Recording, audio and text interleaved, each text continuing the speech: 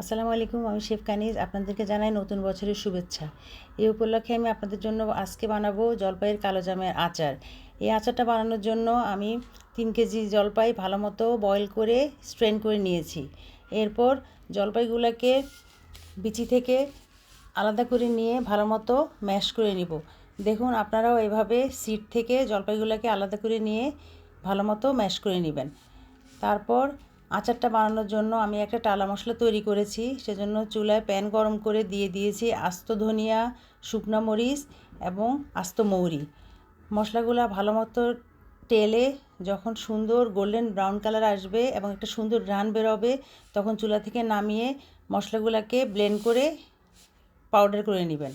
তারপর চুলায় প্যান গরম করে সরিষার তেল দিয়ে দিব দারচিনি, এলাচ এবং তেজপাতা। এরপর অ্যাড করব রসুন কুচি।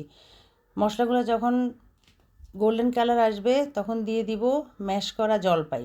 ম্যাশ করা জলপাইগুলো দিয়ে ভালো মতো নেড়ে চেড়ে দিয়ে দিব কিছু শুকনো গুঁড়ো মশলা এবং তখন চুলার হিট থাকবে মিডিয়াম। আমি এখানে অ্যাড করেছি হলুদের গুঁড়া, মরিচের গুঁড়া এবং ধনিয়ার গুঁড়া। তারপর দিয়ে দিব লবণ। উপকরণগুলো কী পরিমাণ আমি ইউজ করেছি তা আমি রেসিপি লিঙ্কে দিয়ে দিয়েছি। প্লিজ আপনারা ফলো করে সেভাবে আচারটা বানাবেন। এরপর দিয়ে দিব টালা মশলা। তারপর আমি অ্যাড করব সুগার। আমি এখানে 4 কাপ পরিমাণ সুগার অ্যাড করেছি।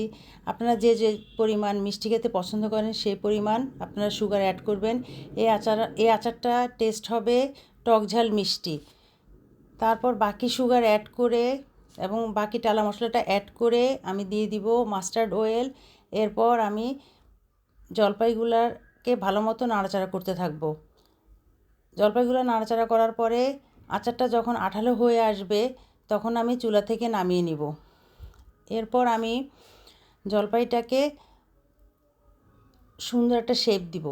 হাতের মধ্যে তেল, 2 হাতে তেল দিয়ে মাঝখানে গর্ত করে একটা করে সিড দিয়ে জলপাইটাকে কালো জামের শেপ দিব। দেখুন শেপটা কত সুন্দর হয়েছে, একদম ঠিক কালো জাম মিষ্টির মতো। এই আচারটা সত্যি খেতে অনেক চমৎকার।